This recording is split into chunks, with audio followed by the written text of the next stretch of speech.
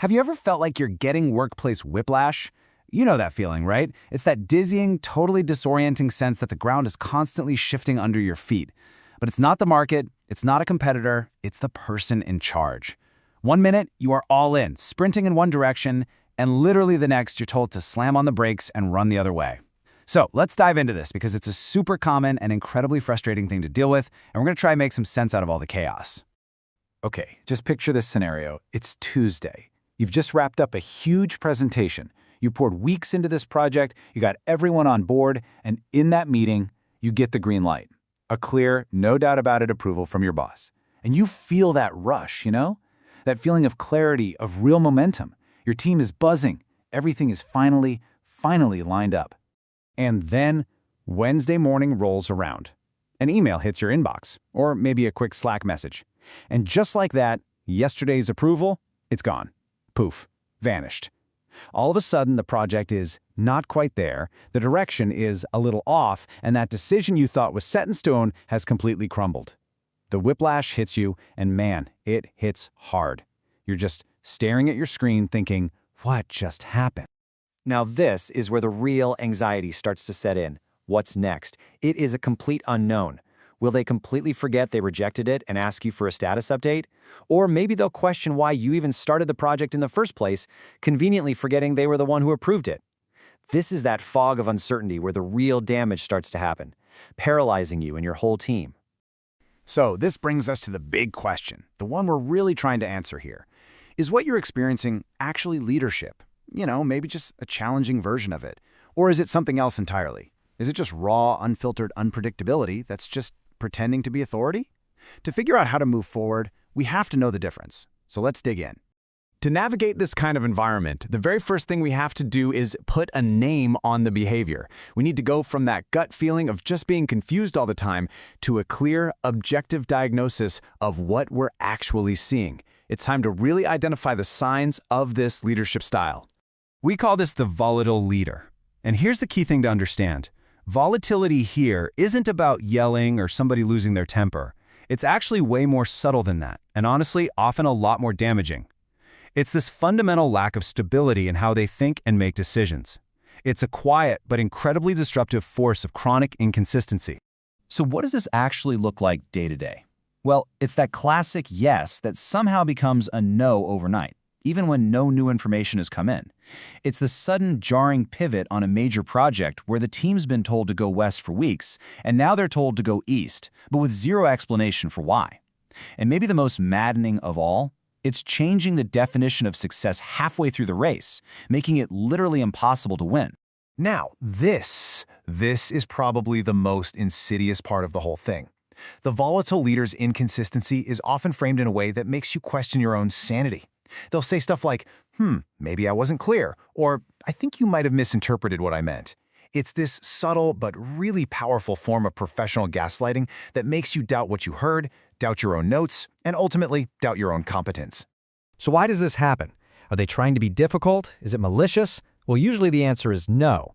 To really get it, we need to look past the frustrating behavior and kind of peel back the layers to see the psychology that's driving it. What's actually going on inside the mind of a volatile leader?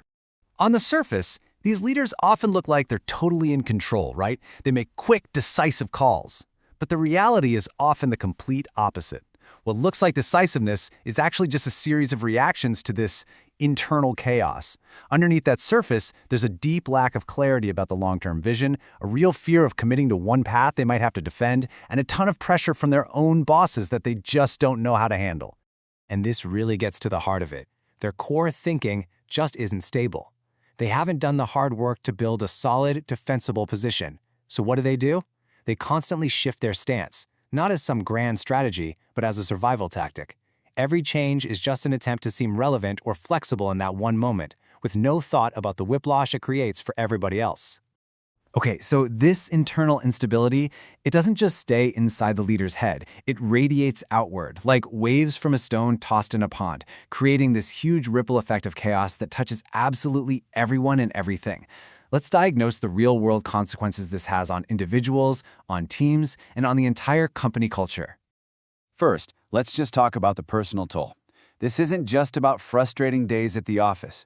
It's about the deep psychological impact this has on every single person reporting to them. It is a perfect recipe for anxiety and burnout. Day in and day out, you're just left in this constant state of confusion, never really knowing if the thing you're working on today will even matter tomorrow. And that confusion, it breeds this really corrosive self-doubt. You start second-guessing yourself. You hesitate to make even the smallest decisions.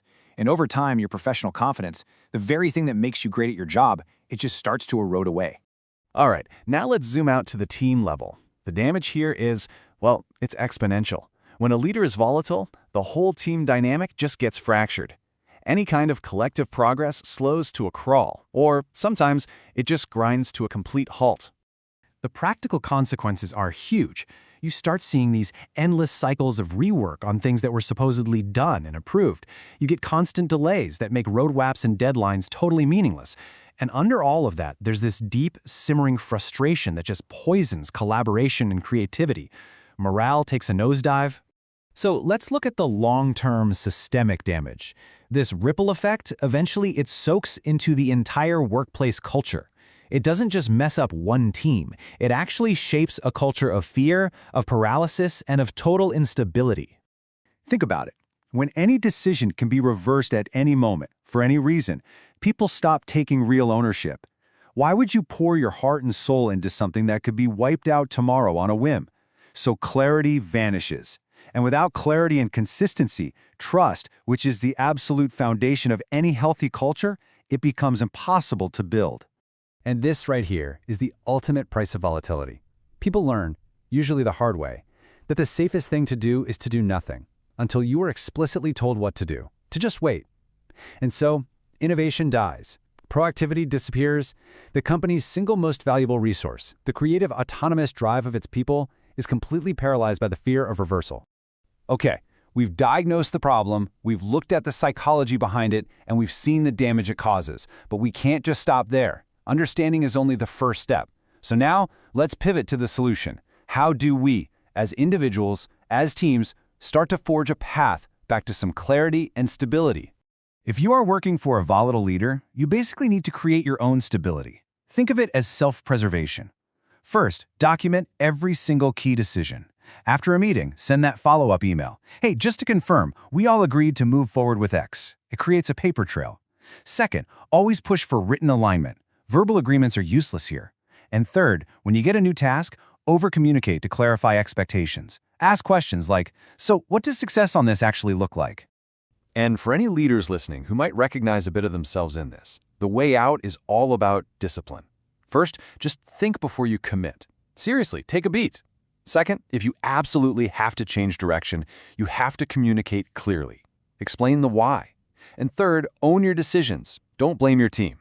And for teams as a whole, start building in regular alignment checkpoints. It can help you catch these inconsistencies early, before they derail the entire project.